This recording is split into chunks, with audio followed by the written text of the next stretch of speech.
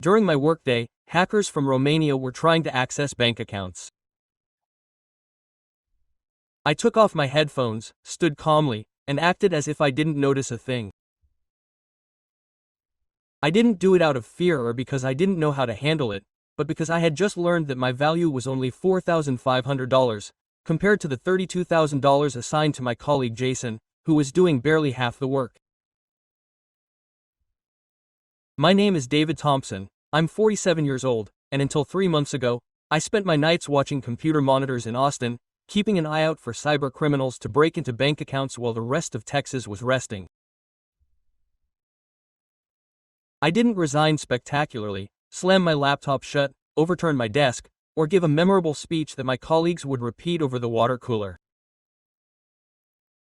I left like someone leaving a building that had weighed me down for 23 years, slowly, cautiously, and with a strange sense of liberation in leaving that burden behind. It all started with a loyalty bonus announcement on a Thursday morning. One of those corporate communications that seems positive but is actually just panic disguised as formality. I worked the night shift in cybersecurity at Apex Security Solutions, a mid-size company that monitored networks for financial organizations. Nothing exciting. If an intrusion got past our barriers at 2:30 in the morning, my phone would vibrate and I would be the one analyzing logs, blocking IP addresses, and preventing someone's retirement savings from evaporating on a Romanian server. The day team took credit. The night team assumed responsibility, a very common pattern. Our night team was small, 5 people rotating weekly coverage. 2 were competent professionals with expertise in the field, 1 was a recent college graduate still in his training. Another was the type of guy who always seemed busy but disappeared when the going got tough. And there was Jason Wilson. Jason was 29, leading the day shift, and had this knack for making everything seem easy, always calm, always with a smile, as if the job consisted of just checking boxes. He would often say things like, "Easy, Dave, management knows we're the essential support here." In fact, I was the one who neutralized a sophisticated persistent threat that nearly took down our major customer's trading platform last Christmas Eve, while he was at a year-end celebration posting pictures on Facebook. So when Lisa Roberts, our director of engineering, gathered everyone together to discuss retention bonuses for key personnel, I had a rough idea of what was going to happen. I had enough experience there to grasp the strategy. Praise is free. Fear is costly. Lisa used her usual warm tone. We're betting on human talent. We want to reward dedication and highlight the most essential employees. Essential employees. I almost let out an audible laugh at that. I had protected their systems for over 20 years. I trained new recruits, I revamped security procedures that had been in need of a complete overhaul for years. If essential meant anything, it was that my departure would create significant chaos. After the meeting, Lisa called one-on-one to reveal the truth. Private numbers. Clever move. That's how the comparison gets complicated. Jason went first. He returned to the group chat with feigned modesty. "Guys, wow, I didn't see that coming. You guys really nailed it." Then he privately sent me a screenshot. Like he'd won a jackpot. $32,000. Straight cash bonus. No stock or overtime. Real money in exchange for staying 12 months. He even added, "I warned you, Dave. Do you understand who's really counting here?" I felt a lump in my throat. It wasn't just jealousy, it was realization, because she already had an inkling of my number. Lisa contacted me about 20 minutes later. Camera on. Practiced smile. "First up, David, thank you. You've been a steady fixture on the night shift for so many years." I nodded because that's what you do. You nod when you're told you're worth less than expected. They're offering you a retention bonus. We're excited about this. Pause, like waiting for a standing ovation. 4,500, announced the same 12-month commitment for everyone. I watched her through the camera and felt a dull heat creep up the back of my neck. It wasn't anger yet, more like a shared embarrassment, as if she'd revealed to me precisely how much she valued me and expected gratitude for her candor. "Okay," I replied, not trusting my voice to convey it. Lisa's smile tightened a little. I want you to understand that this is due to budget constraints, not your performance. You are highly valued here, David. Valued at the value of a used car, of course. When I hung up, I stood in my darkened home office with the screens beaming down beside me, listening to my daughter stir in her room upstairs. Me working harder than ever. Her college would cost $15,000 for that period alone, and my modest retirement savings. I opened my personal spreadsheet, where I track everything from my mortgage to my food expenses, and entered $4,500 in a box, then $32,000 below, not to beat myself up, just to visualize it in vivid numbers. A week earlier, Jason had ignored a critical alert because it was about coffee. I caught it on the spot, escalated it correctly, and prevented customer data exposure during peak trading hours. Lisa sent a general email congratulating me on upholding levels. Now they were giving me a pittance to keep me for another year while they watched others reap the praise for my efforts. The worst part was that Jason wasn't the real issue, just the most glaring indicator of a problem I had ignored for far too long. That Monday night, around 11:30 p.m., the monitoring system started popping up notifications. It started mildly, then quickly escalated to a group from Eastern Europe probing for weaknesses in customer access at one of our banks. We routinely did basic shutdowns and escalated via standard channels, but our response procedures were outdated. The last time I proposed modernizing them, Lisa told me to prioritize them. Day-to-day operations, not improvements. My cell phone rang. Jason, of course. Hey, Dave, I see movement on the client dashboard. Are you monitoring it? I watched the assault patterns set up on the screens. I saw the queue of alerts piling up faster than I could resolve them. Then I opened the retainer agreement Lisa had mailed, minimum 12-month obligation, full refund if I quit early. Secrecy clause on amounts. Another stipulating employment at will. They wanted to keep me in line but reserved the right to fire me whenever they wanted. The offensive was on. 3 separate avenues of entry now, synchronized, if subtle.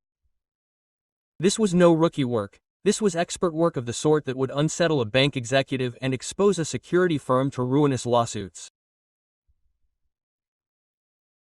I had faced it before, always on holidays or weekends, when the daytime crowd was gone and it was just me, maybe with a backup holding the structure together, always when the credit-grubbing guys weren't around to deal with the repercussions.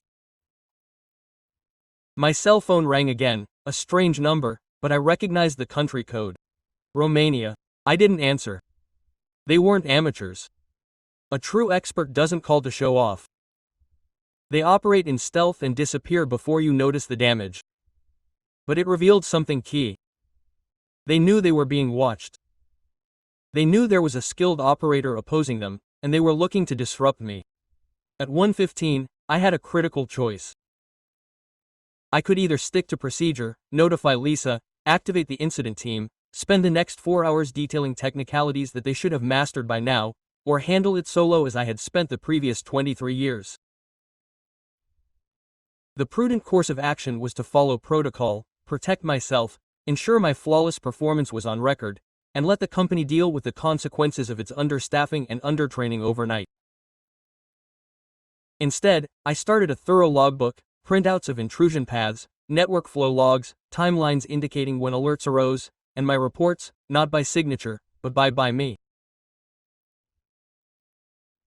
At 2:15, the attackers changed their focus, leaving the client portal and directing their efforts to the internal administration systems, those that regulate access to all client networks, not just one.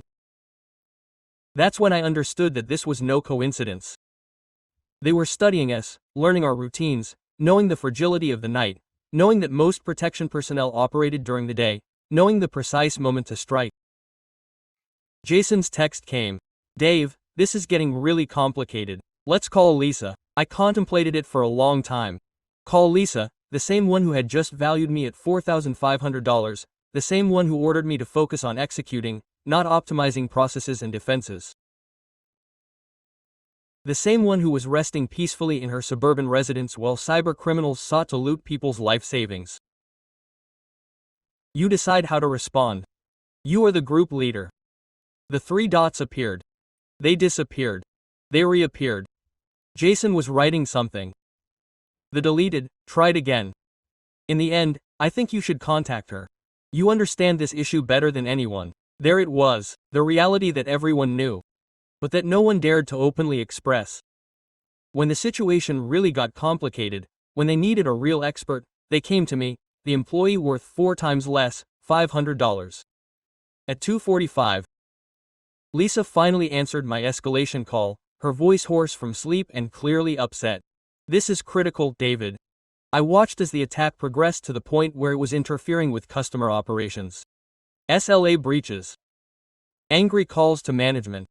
Complete chaos. Yes, I answered, and my tone was calm in a way that surprised even me. How critical is it? I looked at my monitors, looked at the retainer agreement still open in another tab. I watched the clock ticking until this would become someone else's responsibility.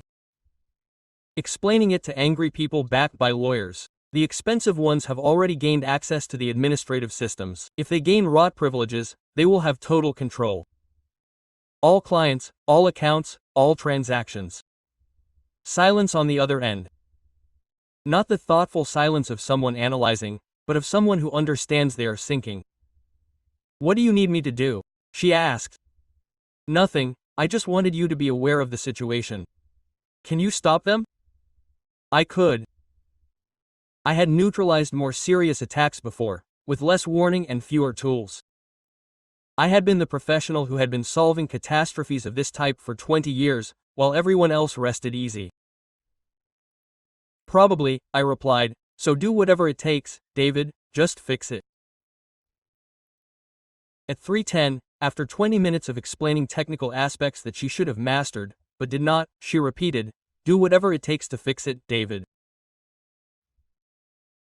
At 3:15, I sat up, unplugged my headphones, removed my ID card from its lanyard as if discarding something that had never truly been mine, and left the premises. I didn't panic afterward. I didn't spend the night staring at the ceiling. For the first time in a long time, I slept soundly because I finally stopped trying to justify situations that never made sense. The world doesn't stop just because you're no longer there to hold it all together. The Romanian attackers didn't pack up and go home because David Thompson decided he was done being belittled. The systems remained exposed because they were now being protected by people who didn't understand how they actually worked. I learned later that it took them 3 hours to contain what I would have blocked in 30 minutes to 3 hours of compromised financial information, 3 hours of SLA breaches piling up, 3 hours of Lisa and Paul Anderson, our key operations manager, running around frantically trying to explain why the nighttime coverage had disappeared. Suddenly, at 6 a.m., they managed to neutralize the immediate threat, but the damage was already irreversible, not only to the systems, but also to the company's image. Incidents of this magnitude leave aftereffects. Customers start asking uncomfortable questions, insurers review policies. By noon the next day, my phone was buzzing like an angry insect. First messages on Slack, then texts, then missed calls from Lisa without a voicemail. When a manager is confident, they leave a detailed message. When they're scared, they just insist on calling. I quickly checked my corporate email, just to confirm the disaster. Nighttime receipts had piled up like autumn leaves. A European client had escalated to the operations manager on his side. Another was threatening to invoke contractual penalty clauses. Hidden in my inbox was a calendar invite titled Urgent Coverage Discussion. No agenda, no details, just the set time. My resignation wasn't impulsive, it wasn't the result of a bad night or a misunderstanding. It was a pattern I had avoided acknowledging for 23 years, convincing myself that it was temporary, that this was how the night shift operated in corporate America. I began gathering evidence, not angrily, but methodically. Performance reviews, incident reports, safety certifications I had earned on my own time and at my own expense. Every significant threat I had neutralized in the past year was time-stamped between midnight and 6 a.m. My spreadsheet told the tale. The funds came from a discretionary budget controlled by Lisa. The amounts were based not on performance metrics or seniority but on management's perception. In other words, who reassured executives during office hours? Jason reassured them. I made problems evaporate into the darkness, where no one needed to worry about them. The final detail was on page 3 of the retainer agreement, a provision about performance expectations during the engagement period. Essentially, signing up was binding you to maintain the same load and responsibility for 12 months, regardless of team changes. The scope or frequency of incidents wasn't just about acquiring loyalty, it was about acquiring absolute availability. For Jason, that meant 12 months of day shifts, regular hours, manageable stress. For me, it meant 12 months of being the sole shield between skilled cybercriminals and the property of others every night for the price of a decent car. On Wednesday afternoon, Paul Anderson called me directly. I had spoken to Paul exactly 3 times in 23 years, and every conversation had occurred while the fire was already underway. David, he said without preamble, we've been dealing with ripple effects since Monday night. Lisa claims you have the most insight into our response protocols. Knowledge, not authority, not responsibility.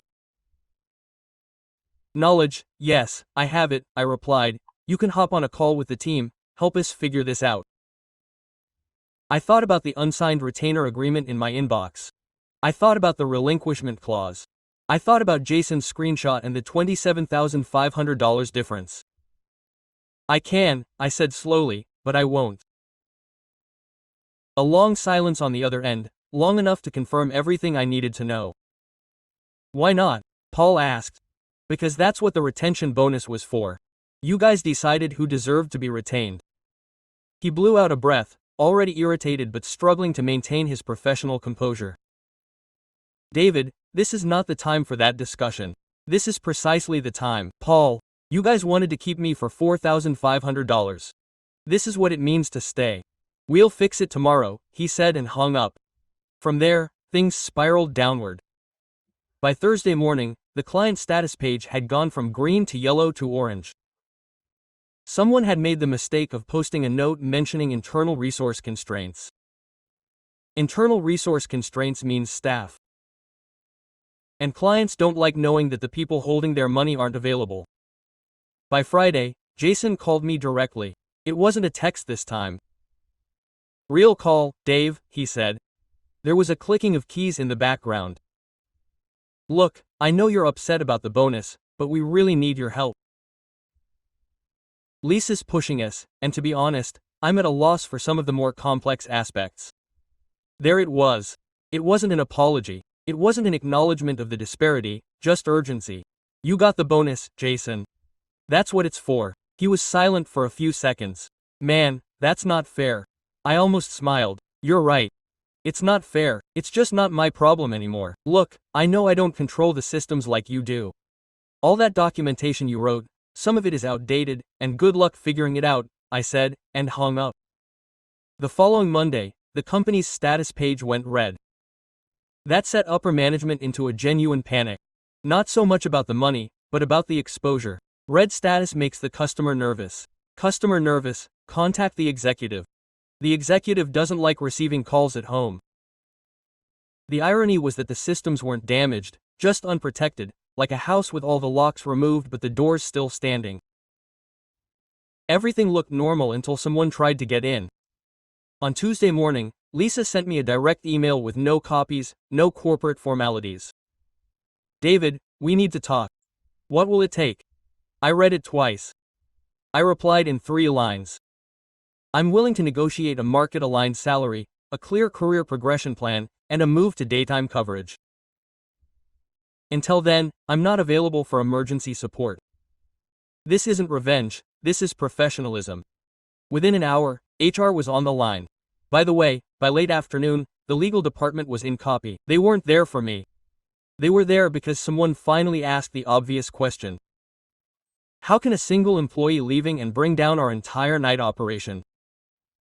That question doesn't lead to promotions, it leads to audits. By Thursday, the internal narrative had changed. People stopped begging me to come back and started asking who approved what, when, and why. Someone discovered that night shift evaluations were limited to meeting expectations without regard for actual contribution. Another noticed that retention bonuses lacked documented objective criteria. Someone else noticed that Jason had signed his agreement hours before an incident he couldn't handle on his own. Paul ordered a process improvement review. Lisa stopped answering emails. Everything changed in a flash, and that's when reality hit me. They thought I had completely vanished, but I hadn't actually gone off the grid. The effects of their mistreatment of me were coming on their own, step by step, in audit trails. The review didn't erupt with blaring alarms. It showed up like blocked appointments on the calendar called evaluation and monitoring, scheduled by people who never attended late-night conferences or inquired about how outages were handled. They didn't require additional details. They had timelines, logs, emails, and signed contracts with different numbers for identical roles. Lisa was the first to vanish. Officially, she was exploring new career options. Unofficially, her name simply evaporated from the company's internal rosters when an employee with 8 years of seniority left without a goodbye message. Do you understand that this separation was not consensual?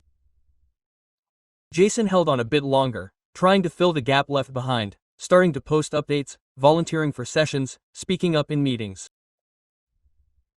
However, exposure works both ways. The moment colleagues began asking specific questions about protection standards and incident processes, her responses quickly weakened. She wasn't clumsy, she just didn't have the platform control she thought she did. And at that point, everyone noticed.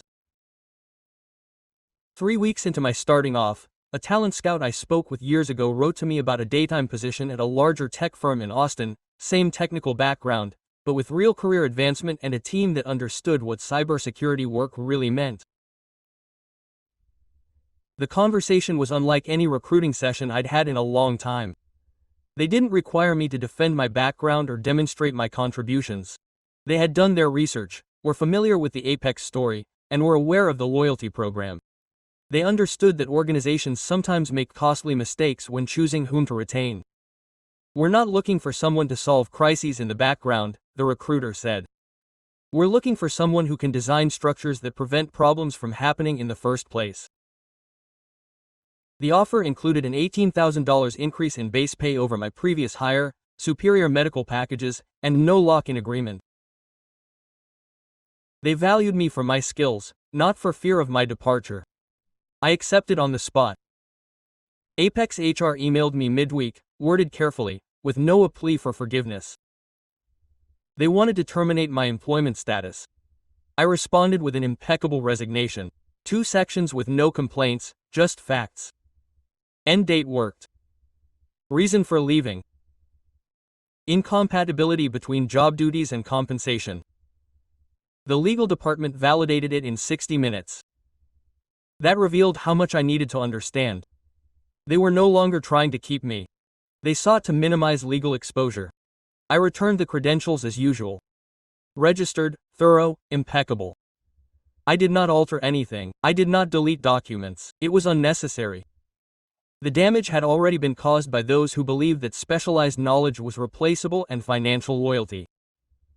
Jason completed the entire 12 months, but he never received another incentive. That represented genuine justice.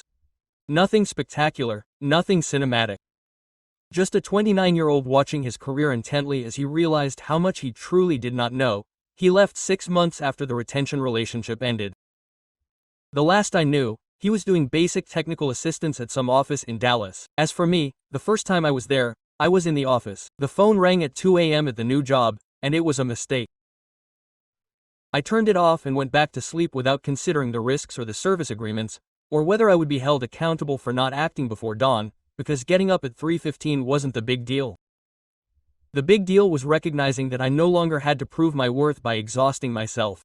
They invested in keeping the wrong guy, and I just stopped pretending that it was my duty to correct him. My daughter starts her sophomore year in college in the fall, pre-med, as planned, and for the first time in years, I don't worry about the paycheck. The tuition support scheme at the new job covers half, and the pay raise covers the remainder with a margin. The real win, though, isn't monetary, it's much more fundamental. I get uninterrupted sleep now. When my phone buzzes at 2 a.m., it's usually just a text from my daughter waking up early in the library asking if I'm proud of her. I invariably reply, "Same, more than you might think." For 23 years I believed that if I worked hard enough, loyally enough, solved enough problems that others couldn't handle, I would eventually be appreciated properly. It took a $27,500 disparity in a tenure incentive to educate me on what a 47-year-old man should already know. Your merit is not determined by how much mistreatment you tolerate. Sometimes the optimal revenge is simply to refuse to be undervalued. The rest takes care of itself. You get praised only to justify later why you deserve 4 cents. For a moment I thought there was a mistake, like missing a zero or confusing the document. I was prepared for my daughter to enter her first year at UT. Pre-med. Smart as hell, works twice as hard as I do. I was depending on something like that incentive to get by without affecting my meager retirement savings. I had spotted this scheme before. Christmas Eve, 2 years ago. Memorial Day weekend, the previously, always on holidays or weekends, when the day staff would leave and it would be just me and maybe one other person holding down the operation. Always when those who were taking the credit weren't around to deal with the repercussions, my phone rang again. Jason, that call was a diversionary ploy, trying to convince me they were newbies. A true expert doesn't call to show off. They strike at the peak of vulnerability with little opposition. The irony of disrupting a cyber attack is that the assault persists. They kept operating, persisting, trying to penetrate platforms that now protected individuals without understanding how they actually worked. That wasn't an excuse. That's when my anger turned into something more pure. Somewhere in the approval chain, the loyalty scheme in its minor aspects had been signed off on. But that retention plan in its details was the most painful part, because it wasn't limited to the financial aspect, it was the implicit meaning, to what the firm considered purchasable and what it deemed expendable. The document included extensive legal clauses that essentially stated, "You remain, we grant you this, but if you leave, we prosecute you. And if we wish to fire you tomorrow, we do so without justification." It was an asymmetrical commitment that only favors the powerful. And after 23 years of solving invisible catastrophes, I eventually realized that signing it would be tantamount to validating my own underestimation on official letterhead. In the new job, everything changed from the start. It wasn't ideal. No organization is. But there, no one pretended that night shifts didn't exist. The cybersecurity team operated as a unified team. Day and night shifts alternated in training. Guidelines were updated quarterly with contributions from those who were truly on the cutting edge. And the supervisor, a man named Mark, who started as a basic analyst 15 years ago, made sure everything was balanced. No one was confined to the shadows forever. There was an explicit rule. Night shifts count for promotion. And whoever controls operations while the world rests gets concrete gratitude. Not just a standard congratulatory email, the first few months were too serene for my taste. I was on alert, waiting for the next blow, anticipating a 3 a.m. notification that would jolt me out of bed like a conditioned animal, but its infrastructure was robust, with levels of automatic monitoring that I helped perfect that identified risk patterns without driving people crazy by sending false alerts. And if something leaked, it was routed to the entire group, not to a single individual sitting at home with iced coffee. My daughter noticed it first. "Dad, are you constantly derma rolling now?" She said to me smilingly one morning over breakfast before school, and I realized that it was indeed the body adapting after years of imposed insomnia. In the meantime, Apex reports were coming in fragmented. Not because of my active searching, but because Austin is small in the tech ecosystem. People get to know each other, LinkedIn profiles get updated, and occasionally someone would send a note. "Hey, Dave, did you hear what's going on at the old company?" The event the night I left marked not the end but the beginning of a chain of problems. The Romanian cyber criminals, or whoever they were, returned weeks later better equipped, knowing precisely the weak points in the barriers, now that their accumulated expertise had left with me. This time they gained a lasting presence at a major client, a local bank with millions in daily transactions. User information ended up on the dark web before they detected it. Not all of it, but bad enough to get lawyers and regulators involved. The status page was read for several days with clients threatening to terminate contracts. One of them, the main one, escalated from warnings to an actual threat of a gross negligence lawsuit, alleging repeated breaches of SLAs and insufficient coverage. Paul Anderson tried to cover it up. He hired expensive outside consultants to do a quick audit and clean up the mess. But a real audit is not hidden, it is uncovered. And uncovered that response protocols were years out of date, that my upgrade proposals had been shelved due to budget constraints, that the retention bonus program lacked objective criteria based solely on the subjective perception of who was essential during daytime hours. Lisa was the first to fall for it, not only exploring other options but signing an opt-out with a strengthened non-disclosure clause.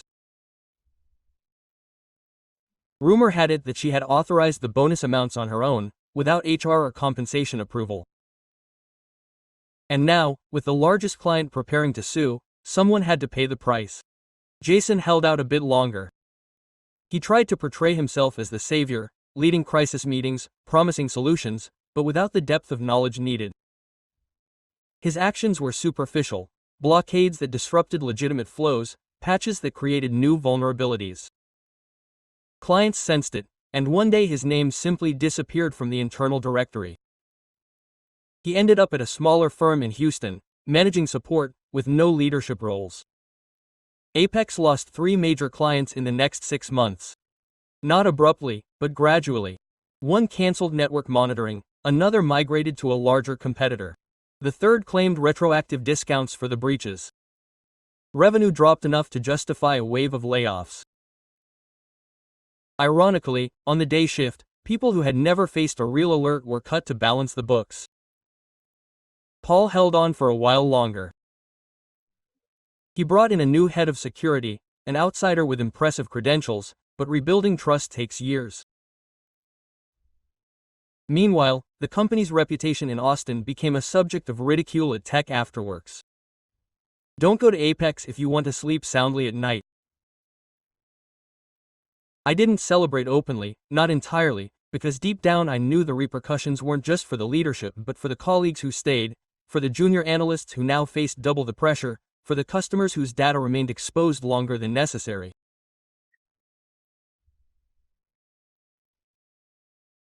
Still, it was impossible not to feel a quiet satisfaction, not a strident vengeance, but a slow-paced justice that comes when you simply stop carrying the burden that others should. At the new job, I began mentoring, not out of obligation, but because I saw newcomers with the same eagerness I had at age 24, eager to prove themselves, and I would share bits and pieces of the story with them.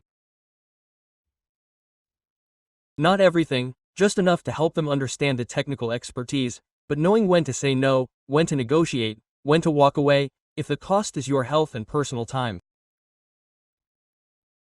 One of them, a young woman named Sophia, a recent college graduate, asked me one day, "Dave, how do you know when it's time to leave?" I thought for a moment, looking at the screen of organized logs, and replied, "When they show you exactly what they think you're worth and you realize you're worth so much more than that." Months turned into a year. My daughter finished first grade with grades that filled me with immense pride, and the pay raise covered the bills without me having to double-check them, but the best part was the nights. All-nighters, without my phone vibrating in a crisis, without the guilt of not solving something that no longer concerned me. And every now and then I would think of the Romanian hackers or whoever they were, probably laughing in some gray Bucharest apartment, counting the easy money from a company that thought it could substitute experience for savings. The Apex story wasn't over. Rumors had it that they were being absorbed by a larger company, one of those deals where the original name disappears and it becomes a division, saving jobs but eliminating the identity. And across town, in an office with windows that let in natural light, I was helping to build defenses that prevented problems instead of just extinguishing them.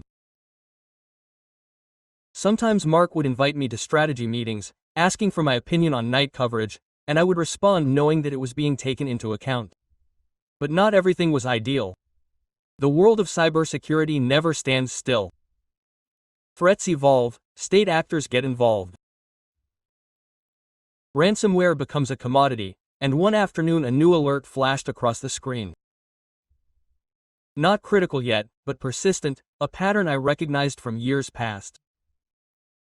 Masked IPs, coordinated attempts targeting vulnerabilities that most companies still ignored. And as the team huddled to assess, I felt that old tingle, the instinct of someone who's been there before, only now I wasn't alone. It wasn't at 3 a.m., it was in broad daylight with hot coffee and colleagues by my side. And that's when I realized that the story wasn't over, that it may never end, because as long as there are systems to protect and people who undervalue those who protect them, there will always be someone deciding whether it's worth continuing to hold the reins or if it's time to let go and watch as the pressure really falls.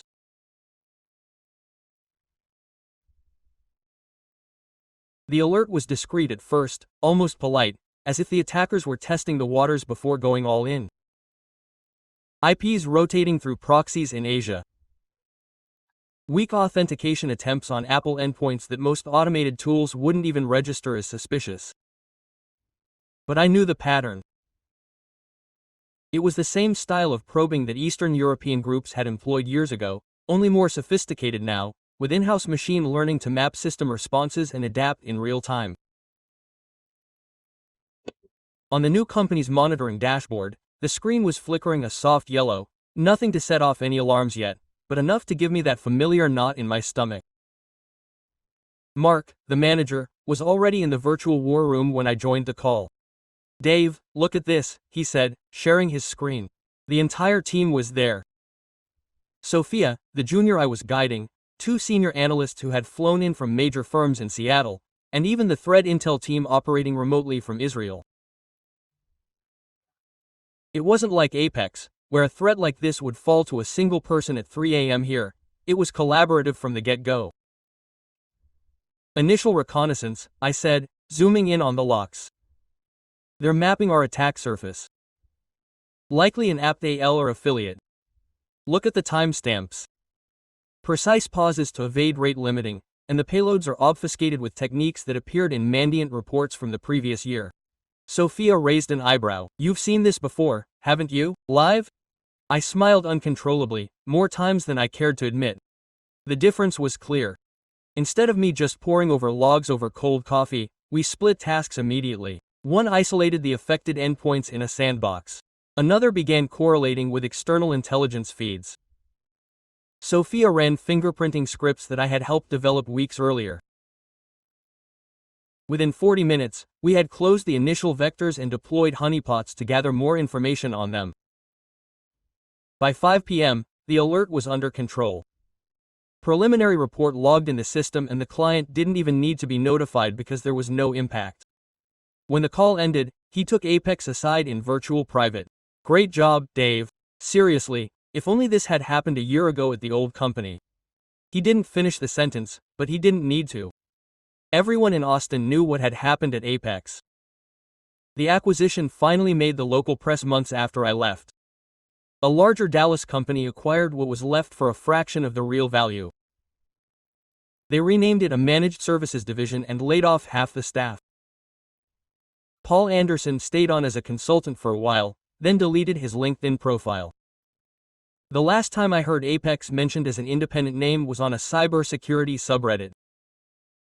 Someone anonymously posting about how the company had learned the hard way that institutional knowledge is not a commodity.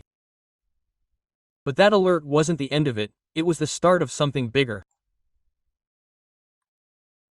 2 weeks later, on a Saturday morning, I received an odd email, generic sender, no reply thread share, a domain that identified it as an intelligence sharing list. Subject: Possible targeted campaign. Reference: Incident Apex Security Solutions 2024. I opened it cautiously on an air-gapped machine in the office. It was a preliminary report from an independent group at Threat Intel.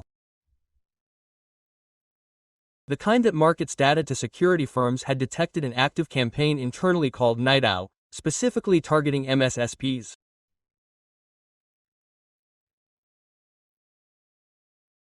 In the US, with a history of poorly handled nighttime incidents. The attackers, a group that analysts linked to Romanian operators with Russian ties, were using intelligence gleaned from the Apex bridge as a gateway for future operations. And there it was, clear and obvious. The events of that night when I left had acted as a catalyst. The intruders had obtained enough metadata in those 3 hours of chaos to identify not only Apex's weaknesses but also the reaction patterns of similar companies. My departure hadn't caused the initial intrusion, that was management's responsibility, but it created the window of opportunity they needed to gather important intelligence. I reviewed the report twice, experiencing a combination of remorse and confirmation. Regret because, ultimately, customers other than ours suffered the consequences. Confirmation because it proved my point. Underestimating the people who control nighttime operations has impacts that extend beyond a single organization. I told Mark about it the following Monday. He presented it to the risk committee, and suddenly my background was transformed into a key asset. I was assigned to lead an internal overnight resilience effort, analyzing all procedures based on my own experience. Sophia became my constant partner in that effort, quickly learning every detail. "You should write a book, Dave," he said to me one day as we debugged an automation script or at least an anonymous technical report. I almost laughed, maybe one day, but Knight stuck with it. Months passed, and reports began to emerge from other companies, similar intrusions at mid-sized security firms in Texas, Georgia, and North Carolina. Always at night, always taking advantage of reduced surveillance. The cybersecurity community began to piece it together at a convention in Las Vegas, where I was invited to speak. It was my debut speaking publicly on the subject. During questions, someone in the audience asked, "How does a company avoid being targeted by operations like this?" I hesitated for a moment, scanning the faces in the room, many of whom reflected a familiar fatigue. "Value those who work when no one is watching," I replied. "Pay them adequately, train them seriously, implement shift rotations, because if you treat experience as an expense instead of an investment, someone outside will notice." And they never rest. The audience applauded. Although I knew that was easier said than done. Organizations evolve slowly. At home, things were going better than ever. My daughter was in her 3rd year doing an internship at a hospital and mentioning the possibility of specializing in cardiology. We shared dinners when schedules allowed, enjoying everyday conversations about TV shows, memes, and vacation plans. She never knew the hardest parts of my resignation from Apex. All she knew was that her father had finally found a job that truly appreciated him. However, late one night my personal phone rang, not my work phone. That one was silenced after 7, number hidden. Foreign area code. I answered reflexively. Silence on the other end. Then a voice with a heavy accent. English imperfect. "Mr. Thompson, you made things complicated, but you didn't make them impossible." I hung up immediately, my pulse racing, blocked it, and reported it to the threat intelligence team the next day. It was probably a sneer or a crude attempt to scare. Still, for a moment I was back at 3:15 that morning. Monitors lit up, intruders on the other end, aware of exactly who was watching. The advantage was now on my side, and Operation Night was alive, adapting, waiting for the next company to repeat the mistake, because in cybersecurity, the most costly lessons come when the damage is already irreversible. Who knows what will come next? Maybe I will help actually prosecute these individuals. Maybe I will just build stronger barriers, but one thing is for sure, I will never again tolerate being the employee who is worth barely $400 to keep everything going while everyone else is resting. It's been 2 years since that thickly accented call. The K campaign is no longer died out, mutated, and became an example analyzed in CrowdStrike and Microsoft documents. The authorities formally renamed it, and the main culprits were never fully caught. Some were arrested in coordinated actions in Romania and Bulgaria, but the leaders always managed to escape, as is often the case in this field. What's important is that over time they stopped focusing on modest companies like Apex. They realized that the cost-benefit ratio no longer justified the effort once collective protections began to be strengthened. In part because of stories like mine that were shared at conferences, unsigned white papers, and informal conversations among experts who avoided making the same mistake. I stayed at the same company. I was promoted to head of the in-house threat team, then to director of cyber resilience. My salary doubled compared to Apex, although money was never a priority. The important thing was never having to work at 3 a.m. again. The important thing was watching Sophia, the young woman I had never met, grow up. I guided and took the lead on initiatives that I wish I had led at 35. The key was to establish real rotations, train new colleagues with the consideration I never received, and ensure that no member of my group accepted a retention incentive that felt like charity. My daughter earned her medical degree and completed her cardiology residency at Dell Medical School here in Austin. At graduation, she hugged me tightly in front of everyone and whispered, "Dad, you showed me that we shouldn't settle for less than we are worth. Thank you for daring to change." I didn't shed tears there. I am a Texan, after all, but I did on the car ride home. Now, at 50, I rest every night. My work phone stays on Do Not Disturb mode after 7, and if it rings in the middle of the night, it's usually a false alarm or a text from her sending a picture of some curious case at the hospital asking if I would like to have breakfast together this weekend. Apex is no longer a brand. Was reduced to a footnote on the page of the firm that acquired its remaining assets. Paul Anderson retired prematurely. Lisa erased herself from digital platforms. No one has any definite news about Jason. The last that was known is that he tried a small technology consulting business without success, and I stopped caring about the past. Sometimes, in internal sessions or trainings, someone asks, where does he get so much knowledge about night surveillance? About breaches that exploit precisely the flaws that others overlook. I will recount a summary of the facts. I worked for 23 years in a place that saw expertise as something economical. I left in the middle of the incident, finally recognizing my own value, and the world did not collapse. It simply became a little more equitable for whoever would take my place later. The lesson was never revenge, but lucidity. Your worth is not defined by what they offer to keep you, but by what you demand to stay. And when you understand that, the nights acquire a stillness that no salary can buy. The end.